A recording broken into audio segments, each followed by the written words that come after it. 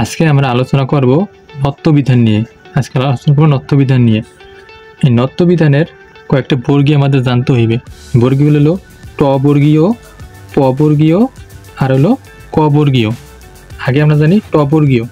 ট বর্গীয় ধ্বনিগুলো হলো কি কি? ট, ঠ, ড আর হলো ঢ। ট, ঠ, ড, ঢ এগুলো থাকলে এটার পূর্বে কি হইবে? মূর্ধন্য হইবে। ট, ঠ, ড, ঢ এটা থাকলে এটার পূর্বে মূর্ধন্য হবে। এখন এটা একটা উদাহরণ দেখো, ঘন্টা কি লেখা? ঘন্টা, ঘ মূর্ধন্যয় টয় আকার, ঘন্টা। এনে কিন্তু এটা মূর্ধন্য দেওয়া, কির জন্য দেওয়া? ট বর্গীয়, দেখো ট আছে, ট বর্গীয়। ট বর্গীয় পূর্বে মূর্ধন্য বসে, তার জন্য এখানে মূর্ধন্য হয়েছে। তারপর ওখানে লেখা কাণ্ড। এই দেখো এখানে মূর্ধন্য দিছি। এখানে মূর্ধন্য কেন দিছি? এনে কইছি কি ট বর্গীয় পরে না তো না, পূর্বে মূর্ধন্য বইবে। এনে ড, এই ড কোথায় আছে? ট বর্গীয়ের মধ্যে আছে। ট বর্গীয়ের পূর্বে যখন মূর্ধন্য বইবে তার জন্য এখানে মূর্ধন্য হইছে। আশা করি এটা তোমরা বুঝতে পারছো। তারপর হলো দিয়া প বর্গীয়, ক বর্গীয়। এইটা একটু পরে দেখি, তার আগে আমরা দেখি রি র মূর্ধন্য স। রি র মূর্ধন্য সর পরে মূর্ধন্য হয়। রি র মূর্ধন্য সর পরে মূর্ধন্য হয়। যেরকম দেখো তৃণ, তয় রি কার দেওয়া আছে, এই রি আছে, রির পরেরটা মূর্ধন্য, তৃণ। তারপর দেখো কারণ, দেখো র আছে, রর পরেরটা মূর্ধন্য, কেন? রি র আছে তার জন্য এখানে মূর্ধন্য হয়েছে। তারপর ভীষণ, এই দেখো স আছে, এই শটা এখানে আছে, এই স্বর পরে মূর্ধন্য স, আচ্ছা মূর্ধন্য হবে। তারপর রি র মূর্ধন্য স থাকলো।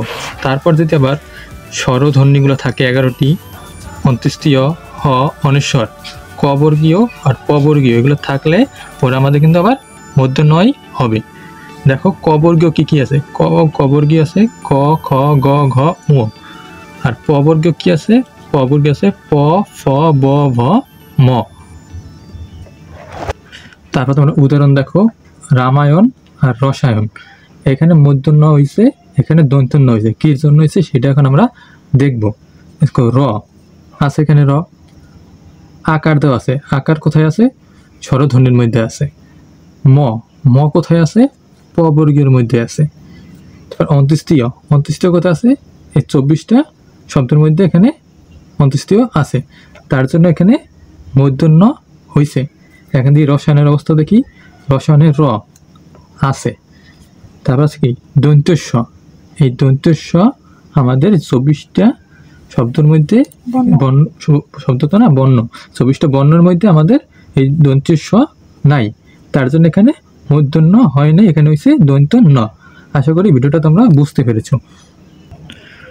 আবার কিছু কিছু শব্দ আছে সাধারণ সবসময় মূর্ধন্যই হয়, খামখেয়ালি মূর্ধন্য হয়, সেগুলো তোমরা দেখে নিতে পারো। সেগুলো কি কি আছে? চাণক্য, মাণিক্য, গণ, বাণিজ্য, লবণ, মন। আরও অনেকগুলো শব্দ আছে যেগুলো কি আমাদের মূর্ধন্য হয়। কী জন্য হয় কেউ জানি না, আমিও জানি না। তো এগুলো তোমরা দেখে নাও। তো আজকের ভিডিওটা এইটুকুই। ভিডিওটা ভালো লাগলে সাবস্ক্রাইব করে রাখতে পারো। আর ধন্যবাদ ভিডিওটা সম্পূর্ণ দেখার জন্য।